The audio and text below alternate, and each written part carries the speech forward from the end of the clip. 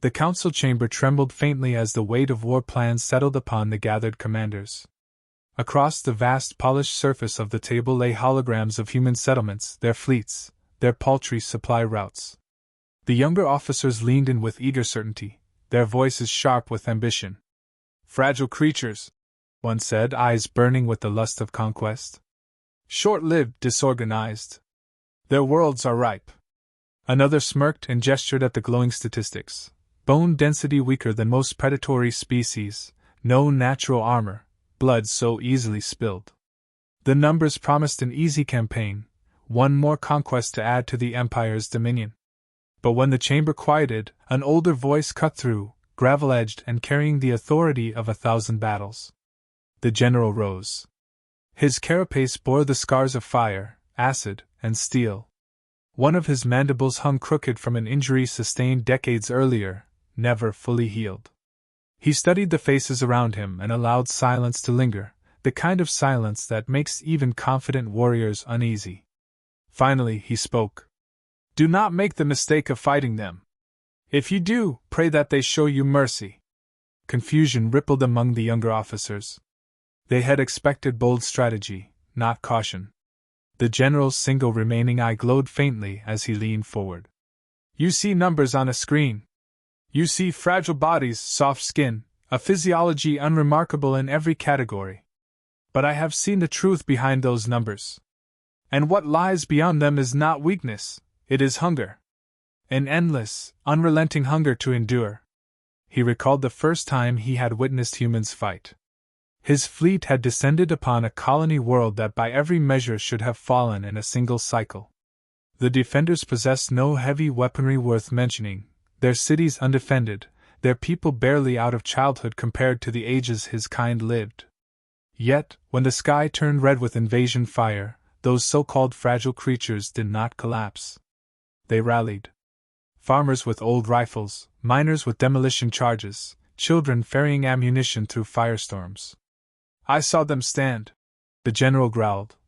"Not because they thought they would win, but because they refused to accept defeat." One of the officers scoffed. "Stubbornness is not strength." The general's mandibles clicked together with a sharp crack. "It is the only strength that matters when everything else fails." He reminded them that in countless wars across the galaxy, when species faced annihilation, they bent the knee or fled. Instinct demanded survival through submission. Yet humanity did the opposite. Their instinct for survival was bound to defiance. They fought even when logic dictated surrender. The chamber air thickened as he pressed on.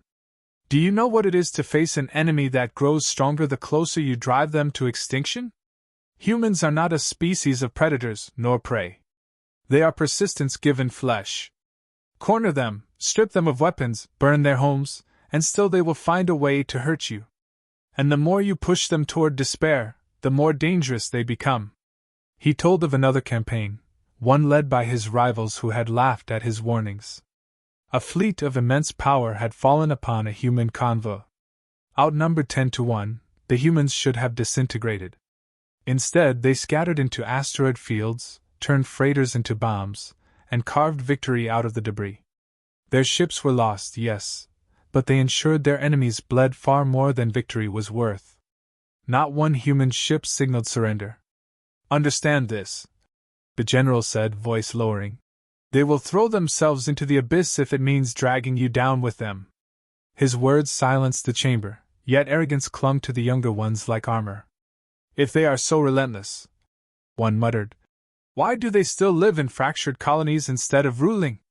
The general's crooked mandible twitched in what might have been bitter amusement. "Because they are not conquerors by nature. They prefer peace when it is offered. But mistake that desire for peace as weakness, and you will learn their mercy has limits. Once provoked, they do not forgive easily. They do not forget." The silence deepened. The old warrior let the weight of his scars and words hang heavy. His hand, claws dulled with age, tapped the table softly. "Mark my warning into your memories. Numbers lie. Appearances deceive. What you see as fragile flesh is a force that has humbled fleets stronger than ours. If you choose war, prepare yourselves not for victory but for survival. And in those moments when your weapons fail and your ships burn, only then will you understand why I say, pray for mercy. No one laughed now. The glow of the holograms shifted across the commanders' faces, and for the first time, the images of human worlds seemed less like targets, and more like graves waiting to be filled. They are unlike any other species because their strength is never measured in fangs or scales or armor. Strip away every natural advantage, and what remains should be weakness, but in them it becomes power. Their bodies are breakable, their lifespan fleeting, and yet this frailty has forced them into mastery of adaptation. Where others evolve claws, they craft blades. Where others grow hides, they forge armor. It is not instinct that guides them, but imagination turned into survival. They learned to hunt predators larger and stronger than themselves, not because they were equipped to, but because they refused to accept their place at the bottom of the food chain. What unsettles any who watch them closely is their willingness to embrace risk. Fear of death restrains most creatures, even those bred for battle, yet humans treat it as an unavoidable companion rather than an enemy. They rush into burning buildings to save strangers, they step into the void of space knowing one mistake means suffocation, and they march into wars that logic says they cannot win. To them, mortality is not a deterrent, it is a boundary to be tested again and again. They gamble with their own existence in a way that makes every confrontation with them unpredictable. Their psychology is a weapon sharper than steel. They invent stories not only to entertain but to inspire, binding generations with legends of resilience. They imagine futures before they exist, and then they shape themselves to reach them. No other species channels abstract belief into physical willpower so effectively. Where another soldier sees hopeless odds, a human sees an opportunity to make the impossible real. That belief infects those around them, turning despair into determination. Armies that should have broken instead find themselves following human resolve until even the impossible bends under its weight. Their creativity extends into conflict itself. When cornered, they do not repeat old patterns but twist them. Guerrilla ambushes, sabotage woven into daily routines, traps crafted from the ruins of defeat, humans improvise endlessly. Even their mistakes become weapons, because they learn faster than their enemies can anticipate. Where most species require generations to adapt to new tactics, humans adapt in hours. A weapon that dominates them once will never work the same way again. In war, that adaptability is a nightmare without end. Examples linger in memory like scars. On a barren world, outgunned colonists built false heat signatures to trick orbiting sensors, drawing fire into empty canyons. On another, engineers converted mining lasers into weapons that sliced through armor as if it were cloth. The most haunting tale is of soldiers who, when cut off from reinforcements, used their own wrecked ships as makeshift fortresses, fighting until there was nothing left but twisted metal and silence. Each time, the lesson is clear: humans do not need superior technology or numbers. They only need time, and time turns every scrap of their surroundings into an instrument of defiance. What makes them most dangerous, however, is not what they create, but how they endure. Pain that would paralyze others becomes fuel. Loss that would shatter a species hardens them. They carry grief forward as a weapon sharper than rage. Empires expect fear to break resistance, yet humans transform fear into focus, grief into loyalty, and despair into fury. Once they decide survival must be won, they push themselves beyond limits even their own bodies protest against. Injuries that would end a battle for any other warrior become wounds humans fight through until the final breath leaves their lungs. And still, there is another truth that chills their enemies further. They do not fight simply to preserve themselves. They fight for each other, for ideas, for symbols that cannot be destroyed with fire. They will sacrifice without hesitation, and that sacrifice inspires others to rise in their place. Cut one down, and two more step forward, not because they must, but because they choose to. That choice, repeated endlessly, forges an unbreakable chain. Against such a force, victories become hollow, for even in defeat they carve their legacy into the memory of every enemy who faced them. This is why the warning carries weight. Mercy is their preference, but once they are denied peace, the will that drives them cannot be quenched. They may bleed, they may burn, they may be brought to the edge of extinction, yet they will not stop until balance is restored on their terms. Their fragility hides their terror, and their mortality fuels their resolve. Underestimate them, and you will not simply face an opponent, you will face the embodiment of persistence itself. The first clash began with confidence on the side of those who thought themselves superior. Firepower and numbers favored them, precision of technology outclassed anything humans could field. Victory appeared certain in the calculations. Yet the instant contact was made, those certainties unraveled. Humans did not respond with predictable maneuvers or cautious defense. They absorbed the first strikes, not with resignation, but with the cold patience of predators waiting for a mistake. Instead of massing to repel the assault head-on, they fractured deliberately. Smaller ships scattered like fragments of broken glass across asteroid belts and debris fields. What appeared to be disorder revealed itself as strategy. Chasing them forced the enemy into terrain where visibility was low, sensors unreliable, and ambushes inevitable. Fragile mining vessels became decoys. Gutted freighters carried charges primed to detonate when boarded. Every corner of space became hostile because humans turned it into a weapon. When their vessels were crippled, they did not abandon them. Crews stayed behind, luring attackers close before triggering detonations that gutted warships many times their size. The readiness to die did not signal defeat, it forced hesitation into the minds of those pursuing them. How do you fight an enemy who values survival yet treats death as an acceptable tool? That contradiction broke the rhythm of the battle. Every strike that should have ended resistance instead birthed something more dangerous. Disabled ships converted into ramming weapons, bodies propelled through void with explosives strapped to them, signals hijacked to transmit false distress calls that drew entire wings into traps. Efficiency crumbled against improvisation. In engagements where precision weapons mattered most, humans introduced chaos until precision was meaningless. Their enemies had never known opponents who fought harder as the battle worsened. Attrition was supposed to wear down resistance, yet for humans it sharpened resolve. The more they lost, the more inventive their responses became. Wounded crews refused to retreat, instead sealing themselves into compartments and firing until their oxygen ran dry. Infantry trapped on fractured hulls used magnetic boots and scavenged explosives to storm vessels that should have been untouchable. Each loss, instead of weakening them, only deepened the terror of those who faced them. At first the enemy commanders dismissed these acts as desperation. But desperation breaks quickly, this did not. Each skirmish, each apparent collapse of human positions only set the stage for another surge of resistance. It became clear that what others called desperation, humanity called determination. They fought as though existence itself demanded they bleed their foe before falling. Slowly, the numbers shifted, not in ships or soldiers, but in morale. The species bred for conquest began to feel fear. Fear spread faster than damage reports. Pilots hesitated to pursue fleeing human craft, knowing any wreck could be a trap. Boarding parties refused orders, unwilling to step onto decks that might collapse into fire.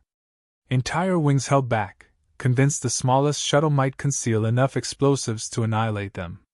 In that hesitation, humans found room to strike harder. The shift was not sudden, but inevitable. A war meant to demonstrate dominance became a struggle for survival. Where superior weapons should have closed the conflict quickly, the fight dragged on, every engagement costing far more than anticipated. And behind every explosion, every unpredictable maneuver, the echo of that ancient warning grew louder. Humans fought not for glory, not for empire, but because surrender was not part of their nature. What unsettled the enemy most was not the scale of destruction, but the silence of it. No grand declarations, no threats broadcast across channels. Just relentless strikes, improvised assaults, and a refusal to yield. They did not need to roar to be terrifying. The terror lay in the realization that even annihilation would not break them. By the time the battle tides shifted, the truth could no longer be ignored. Against humans, victory was not measured in territory gained or ships destroyed. Victory was surviving long enough to retreat. For every opponent that believed overwhelming force would end them, the lesson came at the highest cost. The harder you strike them, the harder they strike back, until the line between hunter and hunted dissolves completely.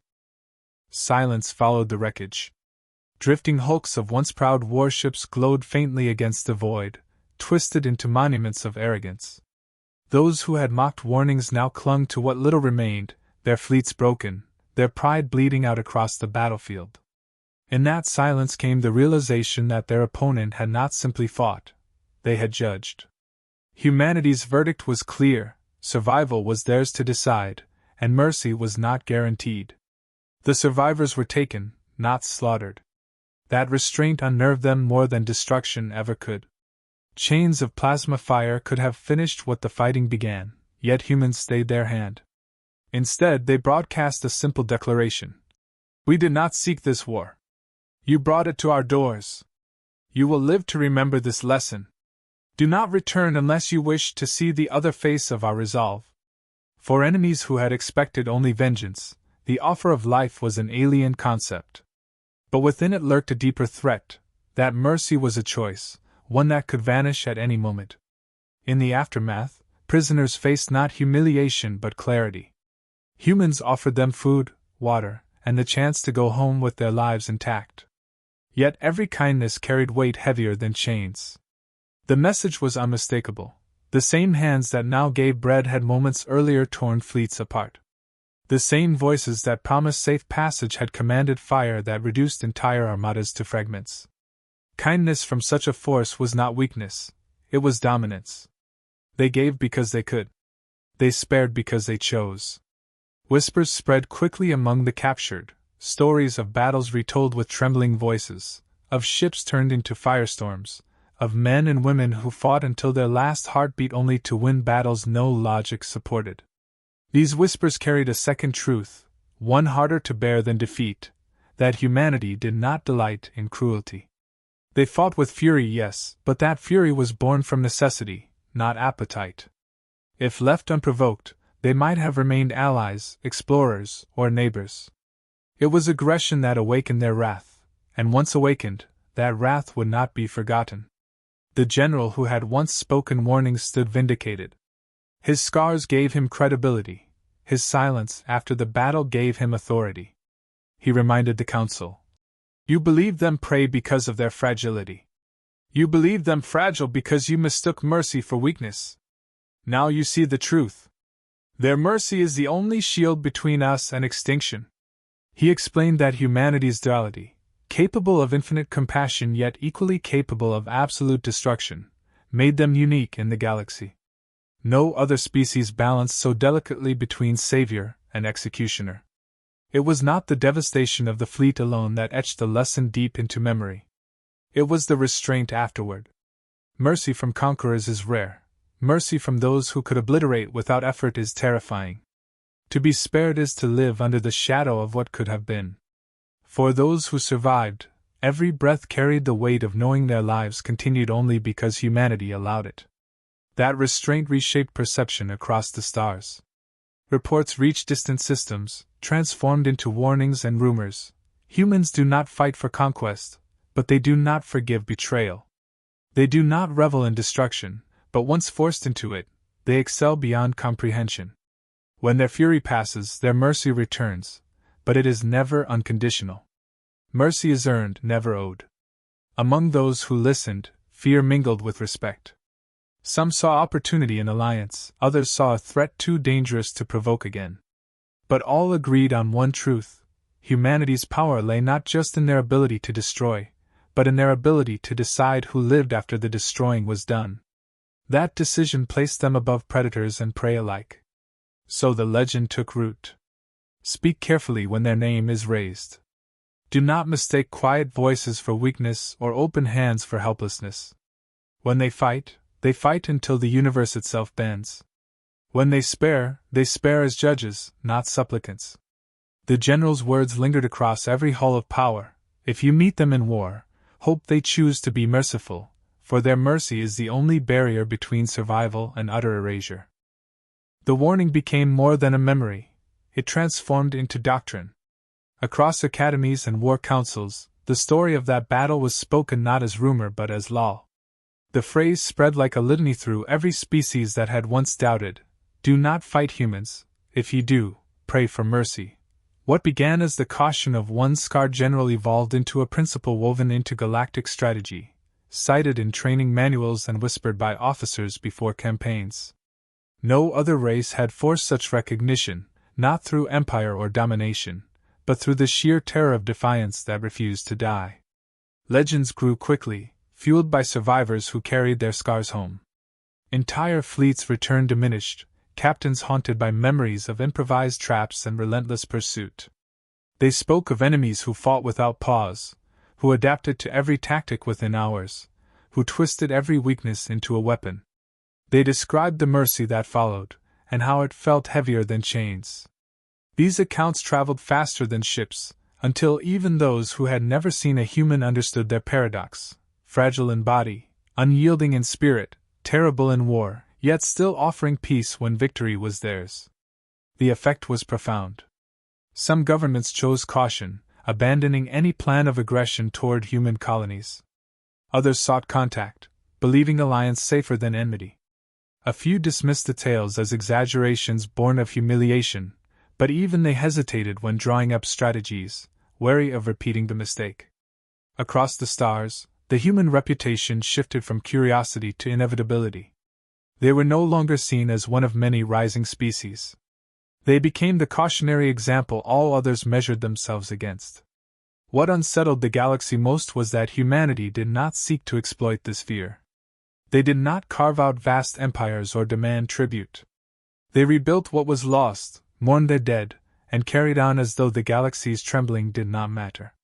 That indifference terrified more than conquest would have.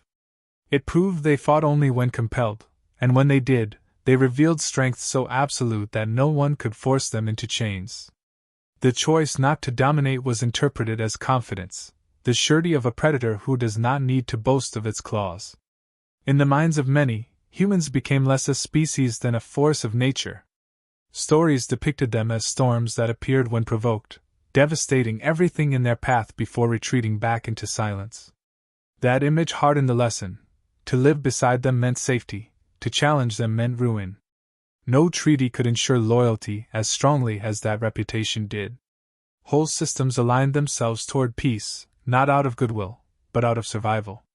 The general who had once spoken the words lived long enough to watch his warning take root.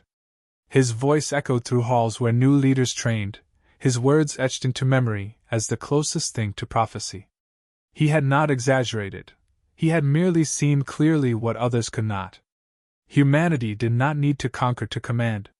Their strength lay in being underestimated until it was too late, in turning fragility into fire, in fighting beyond reason and then choosing whether mercy would follow. Generations passed, but the lesson remained untouched. Captains rehearsed strategies and always included one unspoken clause: if humans appear, proceed with caution. Children of distant species grew up hearing stories of humans who faced overwhelming odds and returned victorious, not through superiority of flesh, but through will that could not be extinguished. The phrase became proverb, a shield for those wise enough to heed it. The galaxy's memory preserved their image in duality, both savior and destroyer. To their allies they were steadfast companions who endured hardship without faltering. To their enemies, they were nightmares incarnate, a mirror reflecting what defiance looked like when taken to its absolute edge. And through it all, their greatest weapon remained unchanged, not their fleets, nor their weapons, but their refusal to surrender. So the legend solidified, carried on the tongues of those who once faced them. It became the rule whispered before any ambitious campaign: when facing humanity, remember the words that saved fleets from ruin. Do not provoke them, for they will fight beyond death itself. Do not dismiss them, for their weakness is only disguise. And if you must make war with them, understand the only hope left is that their victory comes with the rare gift of mercy.